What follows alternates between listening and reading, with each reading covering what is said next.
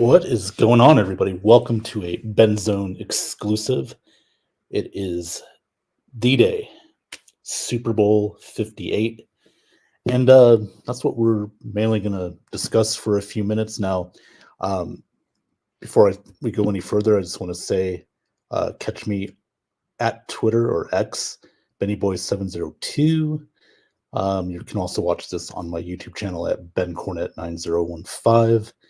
And in the BENZONE on Facebook.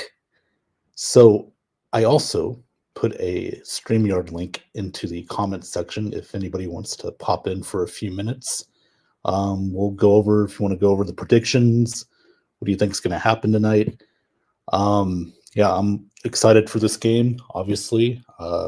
Just going to be here. Going to have some people come over. We're just going to watch the game, eat, and have a good time tonight. So let's bring in some of the comments here. They're popping up already.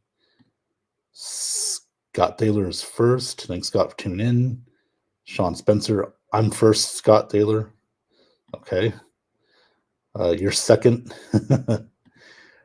Scott, go Chiefs. Sean, Benny Boy. Sean, thanks for tuning in. And by the way, good show with some of your Commander friends. You just did a little podcast just a few minutes ago. Good stuff. Sean says, go Rams. Okay. Your second, Sean, from Scott. And Facebook user, Usher. Let me check who the Facebook user is. I want to thank them for coming on. That would be Corey Brown. Thanks for tuning in. And also says, go 49ers, John Lynch. Yep, John Lynch, former Buccaneer, GM for the 49ers. Well, listen, this is going to be a very good game. I said it on Friday night on Have At It. My predictions, the 49ers over the Chiefs, 24-20. I'm sticking to that prediction. Basically the key is going to be, as far as the Niners go, run the ball. That's your strength. A little play action pass. Don't let Brock Purdy do too much stuff. Don't rely on him to throw the ball more than like 30 times. There's a reason why Christian McCaffrey's the offensive player of the year. You use him. Also get Elijah Mitchell involved. So you kind of have that two-headed monster there. And, just play to your strengths. You got this far with what you've had. Just stick with it. And for the Chiefs, defensively, they've been lights out, during the playoffs. And, Mahomes is going to be Mahomes. I'm just going to say you need to pressure him. And also, let me bring in this. Oh, wait. Oh, okay, he's gone now. But anyway, yeah, you just need to pressure Mahomes. He's going to make some plays. That's just how it is. But I think if you stop their run game with Pachenko, shut him down, and the Niners have a defense that can do that, I think it's going to be tough on the Chiefs. Some of the things that the Ravens didn't do, and the Dolphins and the Bills, they weren't able to shut the run down. Isn't that right, Sean? Oh. Okay, I thought we had somebody come on with me. Okay. Let's see. Corey Brown says San Francisco 34-28. Yeah, I mean, you could say this could be a high-scoring game. Both offenses are very good, but I think this is going to be a lower-scoring game. I think both defenses are going to have to play. What's up, man? Hey, there he is. Mr. Sean Spencer, what's going on? I'm good, man. How you been? Good. Just getting ready. A couple more hours. Oh, absolutely. Absolutely. Look at you. Love this day. You got the nice view. Look at that. Like your house. Oh, yeah. Look at that. Oh, nice. You know. What's that camera right there? Is that Kat? She got that camera like monitored. Like I had to come outside. All right. I've reached my allotted amount of time on these shows, so I had to come outside to sneak this one. All right, man. who do you have today, man? I forgot to ask you. Um, I don't know. I've been on record multiple times saying it is just so hard to go against Patrick Mahomes. Right. I mean, we're all talking about how great he can be, and the names that he'll be mentioned with if he wins his third Super Bowl. I guess personally, I think San Fran's going to pull this out. And Okay. the reason for me and the X factor in this game is Brock Purdy, in my opinion. And the reason being is because I think he's always been the question mark for everybody. Nobody's ever questioned the rest of San Francisco. We know how powerful that offense is. We know about that defense, the coaching and everything. But everybody's always questioned Brock Purdy. He got to the championship last year. Unfortunately, he got hurt and could not play. Yep. Now he got back here this year. And I talked about it earlier today where, San Francisco has struggled in the playoffs. Last 3 years, this is the third straight championship they've been to. Our last 2 years, they've, come up short. But also in this, you have a guy that we all know is Mr. Irrelevant. And now he's kind of going up against somebody that we all peg as the greatest, or at least on par with that. I think this is that day where Brock Purdy comes out and says, "This is who I am, and this is the game," and he has the weapons to do it. So right. I gotta say, Fran. I agree. Listen, I think what got him here, you got to stick with McCaffrey. Yep. You do have to stick with that. You don't want to put Brock in a situation where he has to throw the ball 30, 40 times a game. That you never want to do that with really any quarterback, but especially with Purdy, because the mistakes have come in the playoffs. There have been some bad throws. So, but again, this is great for Purdy. Like perfect. You see this? I got it right here. I got this big clip right on the shoulder right here. I need to exactly. That, hey, you know what? I'm not Mr. Irrelevant. I'm somebody, and no bigger stage than tonight. This would be a monumental moment for his career, and also this would answer a lot of the questions about the Niners going forward. Okay, good. We got a quarterback for the future. We don't have to worry about going out and getting one or drafting one down the line. We got Brock. So yeah, you got some great points, Sean. And as far as Kansas, go ahead. I was gonna say, I think you made a great point on Have At It the other night, where you were saying, or it might have been Have At It, it might have been NFL Edition, where you were basically saying it's more than just Purdy, it's also for Shanahan. Shanahan's kind of getting close to that mantra, that similarity to, like you said, a Dan Reeves. Another guy that I bring out is a Bud Grant, maybe a Marv Levy. Guys that can win their conference year after year, but can't seem to get over. Andy Reid, what Andy Reid was before he came to, before he was able to get over the hump.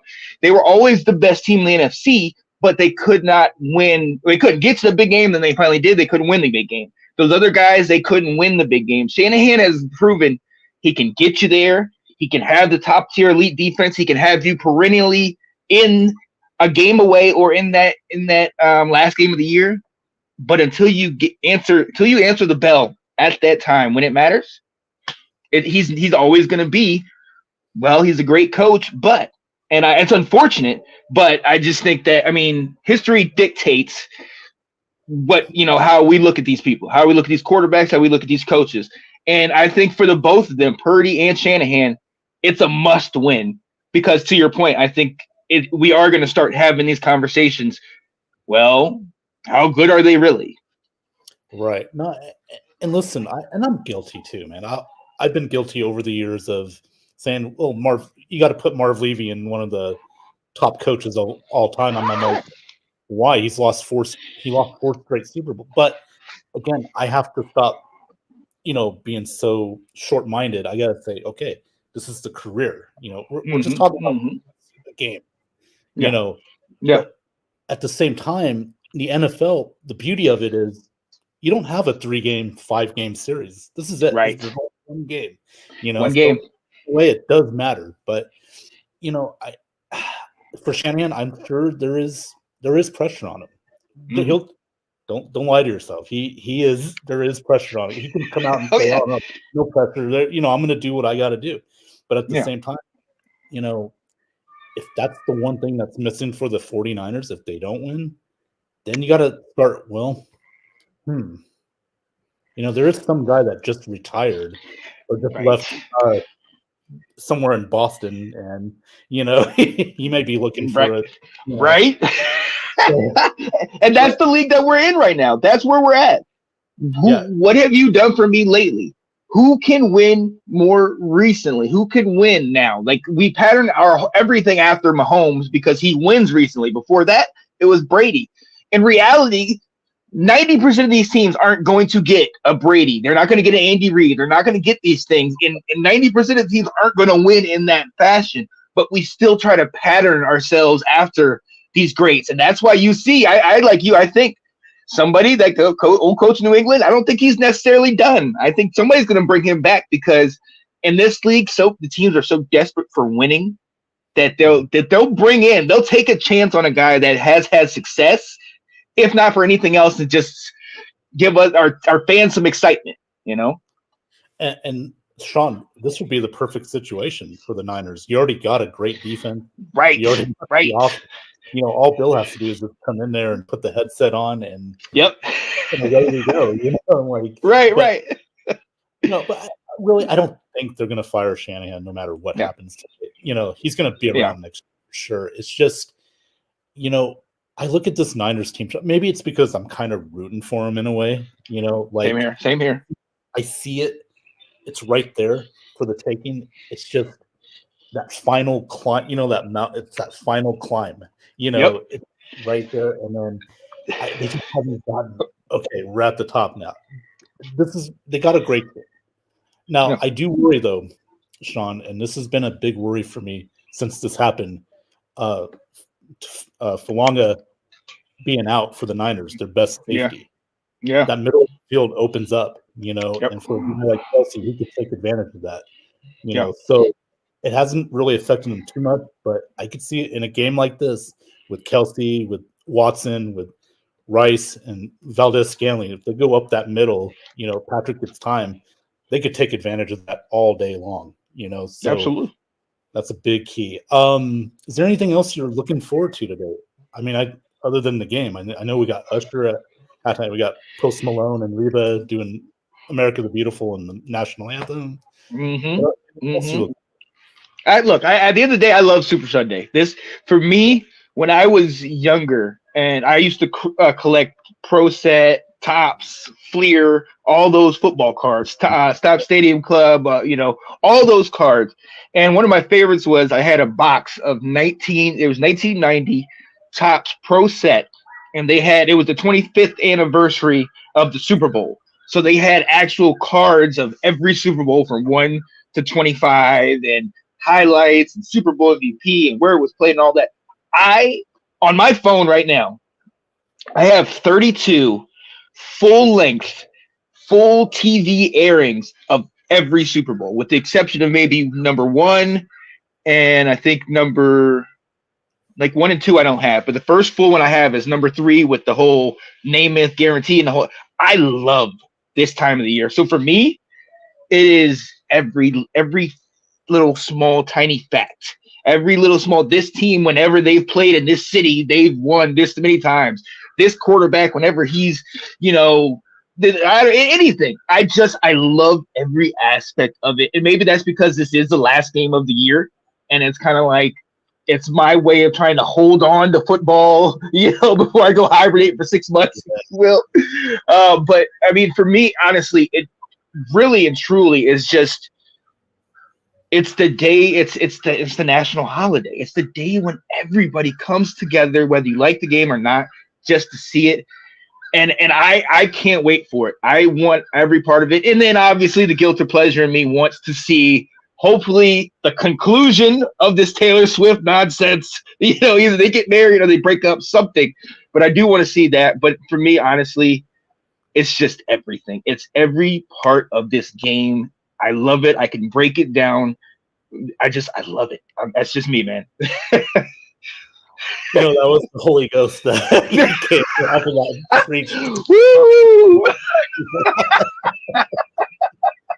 No, I love it, bro. I mean, listen, this is like you said, it's also a bittersweet day, obviously, Yep. because this is Yep. the last game of the year, but it's the game. And for us, it's not going to be so bad because, we got college basketball, we got Girl Scout cookies coming. I mean, we're going to be fine. The baseball coming out in the Orioles. My God, they're going to have new ownership finally. Come on. This is good. I mean, they're going to do something with that franchise. And Angelos is no longer owning it. I know this is a football show, but I just want to say real quick props to your teams because you got new ownership with the Commanders and you got new ownership potentially with the Orioles. I think this is a great time for you as a sports fan, is it not? Oh, I love it. I mean, I absolutely love it. Now, I will say this. I don't know if you've heard about Leon. What's his name? The owner of the Wizards and the Capitals, Leonis, I think his name is. He's moving the Capitals and the Wizards out of DC and moving them into Virginia. So it's supposed to bring a whole bunch of revenue to Virginia and all that stuff. My whole issue is the traffic. I just am not looking forward to any of that because some of the places they are saying it might be is within like 20, 30 minutes from me. But long story short, I had to go through that and I'm kind of like, I'm not really feeling that. But I mean, honestly, dude, and I'm a huge Baltimore fan. You know that. Shout out to appreciate you acknowledging. I love my guys ever since Cal Ripken Jr., Billy Ripken, Cal Ripken Sr., Roberto Alomar, like all those guys back in the day, like that did it for me to have us back to this kind of joy and winning divisions and whatnot is a beautiful thing. And now having this new owner, it's between that and between Washington, new owner, it's just you're taking away a lot of that negative imagery of Washington of not winning the championship. Now, mind you, the Nationals and the Capitals and matter of fact, the Mystics, all three of those franchises in Washington have won a championship since 2015, if you will. You know what I mean? So really, it's kind of just been the Wizards and Washington and the Orioles. Now with the Orioles stepping up, I'm loving that, but I need my Wizards to do something. I don't know if that's going to change anytime soon, but I'm very excited to bring it back to football. I'm very excited about what Washington can bring to the table going forward, and for everything around here, man. It's a new day, man. New dawn, new day, man. Well, and also don't forget Brady Anderson. I was thinking about doing the sideburns again, like you did in. Come on. Yes. Come on, man. Those I'd look like Jesse Johnstone. I don't want to do that. Yo. Christopher Cole, happy Super Bowl Sunday. Thank you, Christopher. Yes, sir. And then what up, Chris? You might like this. You might like this one. Series. Let's go. Christopher Cole. If that happens, you coming on, man, because I will give you credit for predicting that all the way back before the season started. Let's go. Yeah, I'm going to star this as well, too, because, we're making a early prediction, Dodgers, Orioles, and it's already going to be Dodgers, but. Well, right. Is it anybody really in competition? I mean, I guess we'll happily take second. Your team. Good God. Yeah, that reminds me. I got to brush up on my Japanese coming up. With all the great Japanese players we're bringing in into it. He said, "Domo arigato, miss." Konnichiwa. Wait. With the Scott thing you do left? Billy Bobby Brown. Oh, Scotty. Oh man. So but like you said, man, should be exciting for you, for that city, for that area, the DMV. I mean, that's great. But if the Wizards move, it is going to be kind of weird because I've always seen Washington DC, and that's like their area, their team. I mean, that goes all the way back to the Bullets. We remember, Manute Bol, Chris Webber, Bernard King, in the late stages of his career, and also, You know, who can forget my boy George Marathon? You know, Come on, man. Come on, man. That guy, his hand was like huge on that. I mean, like I was like, good God, man. Forget Paris. We had right. We had the thing is we had talent, man. We've had talent over the years. Let's not forget about the what was it, the Antoine Jameson, Caron Butler, Gilbert Arenas years where we were, in the playoffs. But we just I don't know what it is with the Wizards. We just have not been able to get over the hump. And in my opinion, it's been ever since we switched it from the Bullets to the Wizards. I know why. And I know, like, I remember that whole campaign where they were doing, like, picking new names for that. And I just was never on board with the Wizards, and we just have not done great since then. Albeit we've had the GOAT on our team at one point, and Michael Jordan. I remember those days, but we also had Kwame Brown. So we've had both both extremes. Let me stop. He might come after me. Well, you know who drafted Kwame Brown, right? Michael Jordan. Oh yeah. God. I said two extremes, right? Yeah. Oh man. And luckily, they weren't the Bullets when Gilbert Arenas had that little incident on the plane. I know. Okay, I got so many arguments over Gilbert Arenas, man, because everybody's like, oh man, this guy's the truth. He's automatic. But there was one year where we were dominant and he got hurt half of that year. And we just went on this run with Caron Butler and Dave and all these guys, and we're dominating. And then he comes back, I think in the first or second series in the playoffs, and we get swept. Yeah. Because was that the Cavs? Yeah. He just because Gilbert Arenas just shot the ball every time. He dribbled up court and tried to do his best Kobe or MJ, and he didn't. We were running. We had a balanced team offensively and defensively, and as soon as he came back, everybody ran and went right back to whatever. Or he just took it back over like he did before, and it was like, come on, guys. Well, let's still better stuff into this. UNC, big win down in Miami yesterday. Close game, but it was big. There you go. Look at that. You know what it is. The Carolina Blue, man. They are. Mm-hmm. It looks like Baycott's starting to get back into form a little bit. It's been this year's, like you were telling me, it's been kind of a disappointing year because it was one of those where maybe he should have went to the draft instead of coming back, and ever since then he hasn't been quite the same. But I look at your team. I think this is a team that still has Final Four aspirations and can get there. They just got to be able to get the deal closed. Kansas is still great. Purdue's still great. I watched Purdue dominate Indiana last night. I mean, so I don't know, Sean. I mean, is this still a Final Four team in your opinion, or do we have a ways to go before we can determine that? Whenever you've been there, I think you have some semblance of familiarity, and I think that one of the things that we have, being as that we have RJ Davis and we have Baycott in there, is that familiarity with playing deep into the season, playing a tough ACC schedule, and then obviously we'll see what happens if we, when we get back to the tournament this year. But honestly, I think one of the things that's really helping us, and you and I have talked about this, we talked about this last year as one of the faults, is that we are using the bench. Cadeau is in there. Ingram's in there. The white guy, I can't remember dude's name, but he's electric whenever he whenever he comes in and does it. So having that help from those guys, I think takes a lot of the pressure off of Baycott, off of Davis. Now with Cadeau in there, Davis doesn't have to be the only one running point. We technically have two point guards in there when he's in there. And then Ingram, you have him still being a big man. Still, I look at him, he's, small forward, almost power forward, because he can hit from the perimeter. He can kill you from outside, whereas he's also taking some of the pressure off of Baycott having to get all those boards in the middle. Well,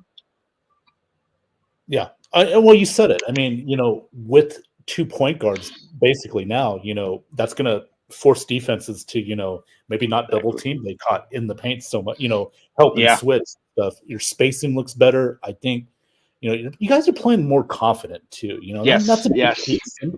That loss to, I think it was Clemson, right? That was a tough loss. Mm-hmm. It was. that was a wake up call. Let's see how they get down the stretch, because you came off that big emotional win against Duke, right? And then come Clemson, it's like, what happened? You just fell flat.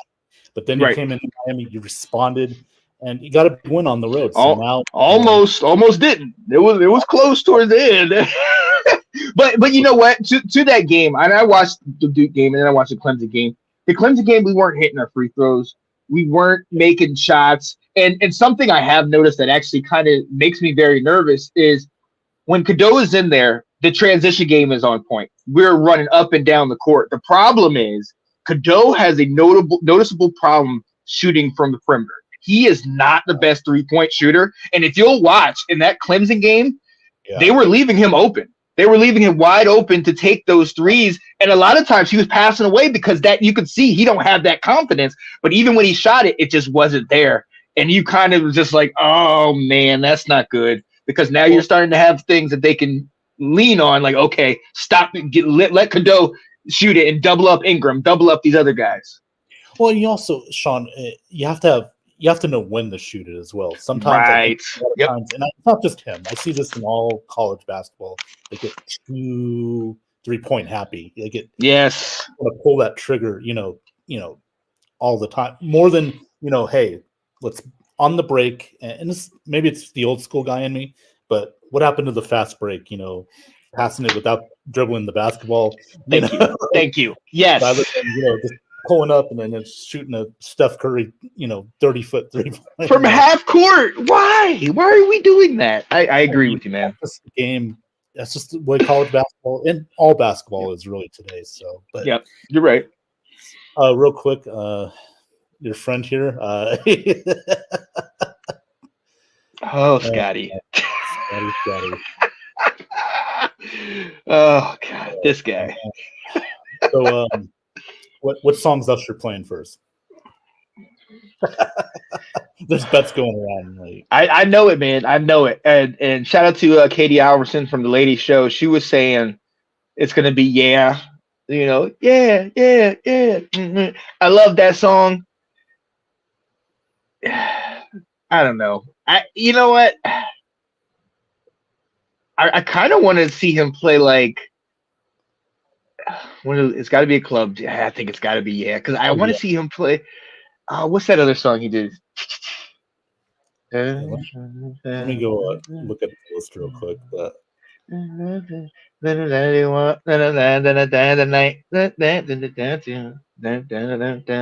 can't remember, but it was whatever you want. I think that's what it or something like that. But he's got some titles in his thing. I'm eager to see what he pulls out. Yeah. I was thinking maybe Superstar. That could be an interesting one. Could be an interesting one. Or okay. I know if Scott they'll probably play "Hey Daddy." That's probably his. or Nice and Slow. That's definitely. Oh man. Whoa. But see, I'm looking at what. Because my whole thing is, again, going back to, and I'm not trying to keep bringing her up, but going back to Taylor, I keep thinking of, is he going to bring Taylor on? And if he doesn't, who would he bring in there? Because he's already hinted that he's going to do a duet or, potentially bring extra people on. So if he brings extra people on, I'm kind of like, well, okay, who would you bring on? And then I'm like, Little John? Ludacris, like that's what it's like. Exactly. It's like, well, what are they really gonna do? Well, I Need a Girl, then you got to put like right.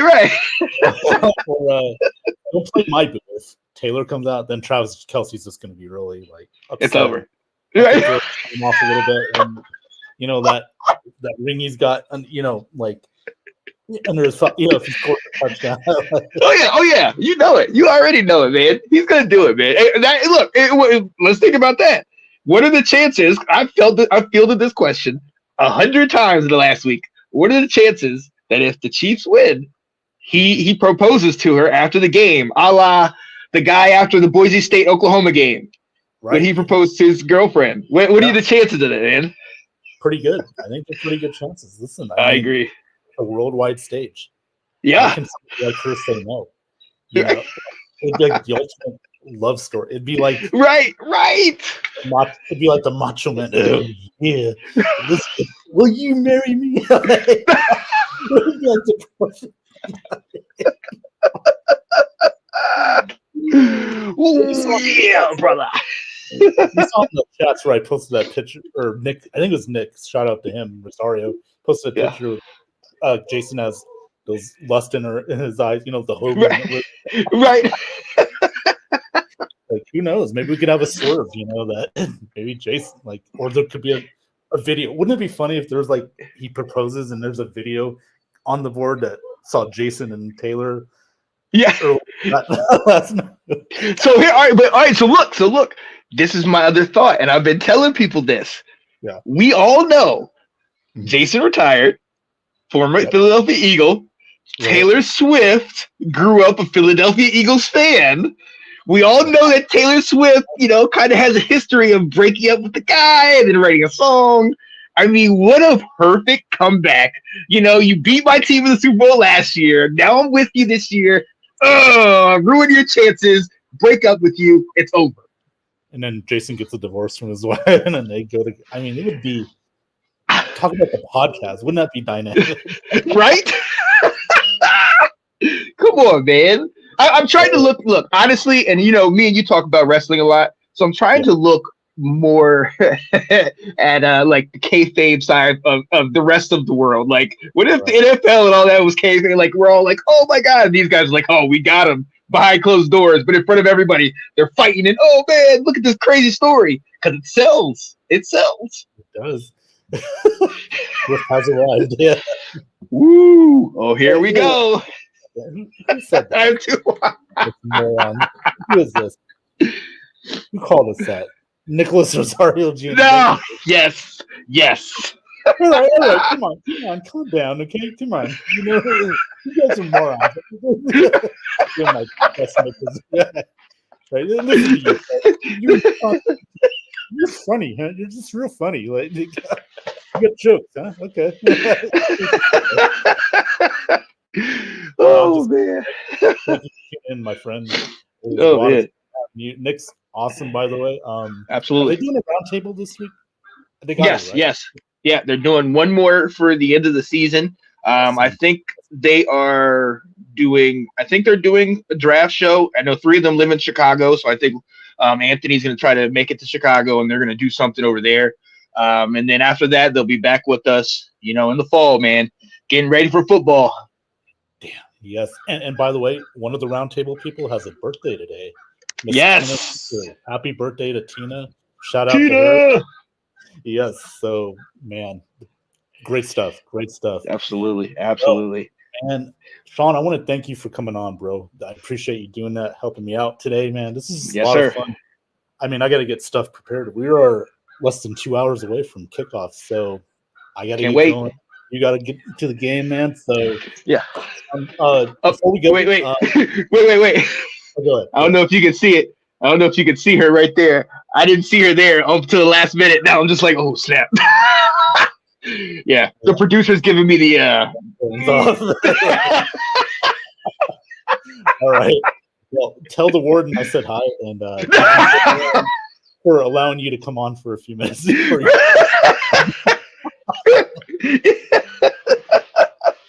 Got some rec time. Got a little bit of rec time. All right. Back to the cell. All right. All right, Sean, man. Thanks a lot for coming on, bro. I appreciate it. Absolutely. Appreciate you, man. All right. That's my good friend Sean Spencer in the house. Catch him on Let's Talk Football. He's got a lot of great stuff. And that's going to do it for this episode, man. Appreciate everybody hopping in for a minute. Scott Thaler, Christopher Cole, Nick Rosario. Appreciate the comments. Sean Spencer as well. So everybody enjoy your Super Bowl Sunday today. Whatever you do, enjoy it. Be safe. And we'll be back here next time on a special BENZONE exclusive. Take care, everybody, and have a good day.